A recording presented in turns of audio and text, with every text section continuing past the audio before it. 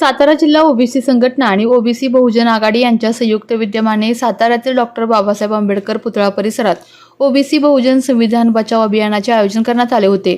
या अभियानात ओबीसीचे नेते लक्ष्मण हाके आणि ओबीसी योद्धा ॲडव्होकेट मंगेश ससाणे यांनी उपस्थितांना मार्गदर्शन करत संविधान बचावाची भूमिका स्पष्ट केली।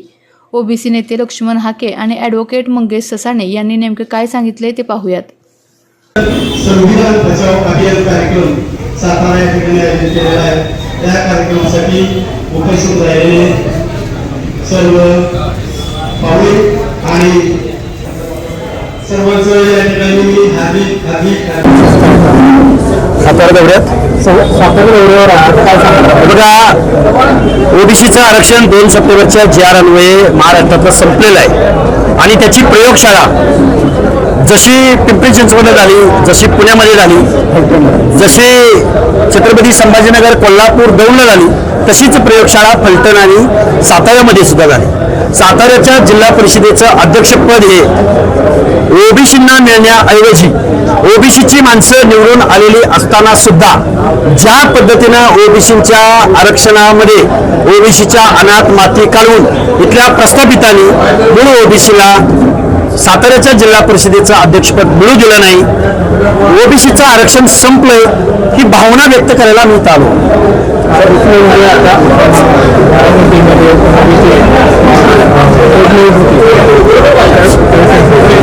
ते बोलू आपण।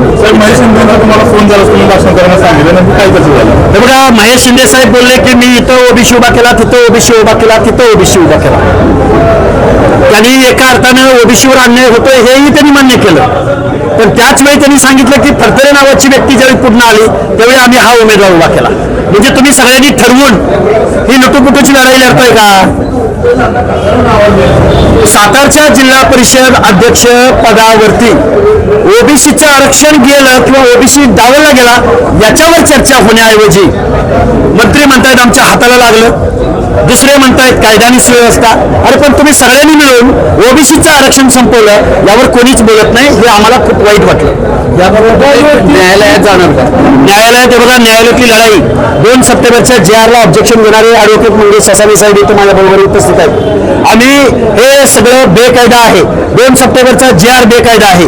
कुणबीकरणाद्वारे ओबीसी मध्ये येऊन ओबीसी मधल्या नोकऱ्या, शिक्षण, पंचायत राज मधलं आरक्षण हे पूर्णतः हिरावून आज मराठा समाजाने घेतलेलं आहे।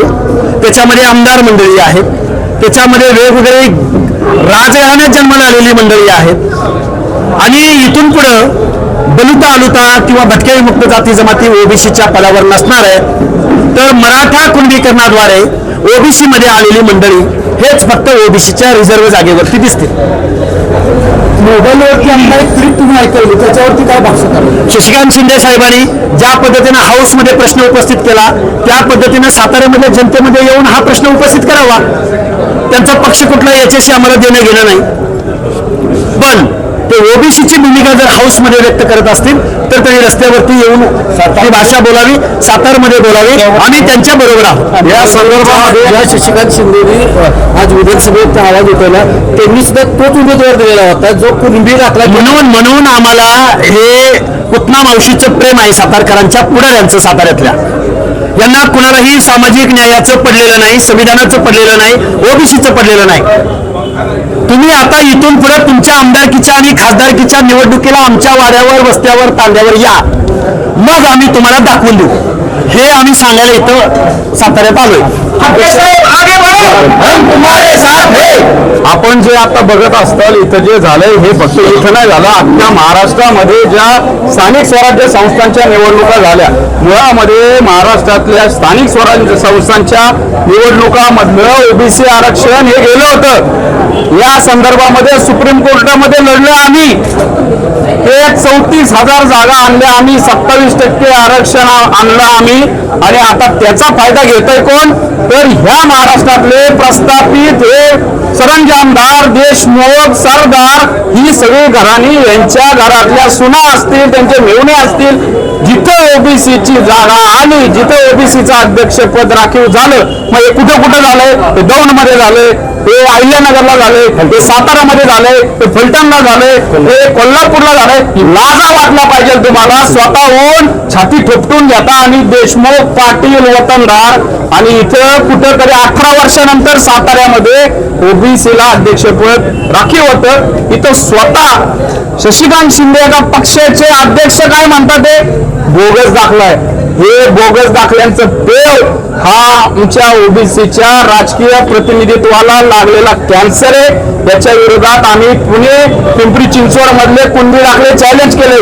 त्यांना वाटत असेल तुम्ही आमच्या ओबीसीची मतं घेऊन पाठीत खंजर खुपवून जर ह्या ज्या आता या बाई शिंदे कोण बाई आहेत ह्या तुम्ही त्या पदावर राहताल तर हे अशक्य आहे. आम्ही होऊन नाही देणार. 1 ते 2 दिवसात यांचा आम्ही कुणबी दाखला चॅलेंज करतोय. कशी वंशावळ लावली तुम्ही एका दिवसामध्ये, 1-2 तासामध्ये कसा मराठावरनं कुणबी झाला, तुमच्या वडिलांची आणि तुमची जात कशी बदलली हे अख्ख्या महाराष्ट्रा समोर आणू.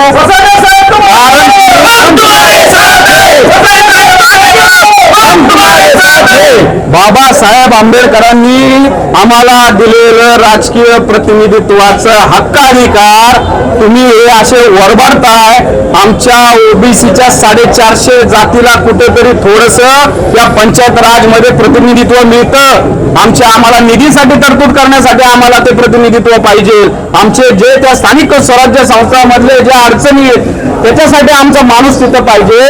पण तुम्ही ते पण हिरावून घेताय आणि वर छाती ठोकपणे सांगताय की आम्ही शिवाजी महाराजांचे वारसदार. महाराजांनी सांगितलं होतं रयतेच्या भाजीच्या देठाला पण हात लावायचा नाही आणि इथं रयत तुम्ही लुटताय. त्यामुळे ही आमची आता अस्तित्वाची आणि नव्याने स्वातंत्र्याची ही लढाई चालू झालेली आहे. हे बनावट बोगस कुणबी हे आम्ही बाहेर काढू वेळ लागेल. फक्त दुर्दैव याच्यामध्ये असं की जे पात्र होते ज्यांचे हक्क डावलले गेले ते अजून समोर येत नाहीये. आम्ही या तुमच्या माध्यमातून त्यांना प्रश्न विचारतो. त्यावेळेस मग तुमची कोणती मजबुरी आहे? पक्षाच्या व्हीपला तुम्ही घाबरताय. तुमची लढाई आम्ही लढतोय, आम्ही दगडे खातोय. लाजा वाटल्या पाहिजे तुम्हाला पण. आता तरी हातातल्या घातलेल्या बांगड्या काढा आणि समोर या. तुमच्या हक्कांची अधिकारांची लढाई समोर येऊन, कारण की ही नुरा कुस्ती होते. प्रत्येक ठिकाणी सांगितलं जाते योग्य उमेदवार उभा केला जात नाही. मग हा कुणबी तो कुणबी नुरा कुस्ती करायची आणि त्यांच्यातल्याच एकाला खुर्ची द्यायची आणि बाकीच्यांना फक्त म्हणायचं तुला कारखाना देतो, तुला सदस्य करतो, तुझ्या इथं तुला कुठला तरी दूध संघावर घेतो. हे आता चालणार नाही.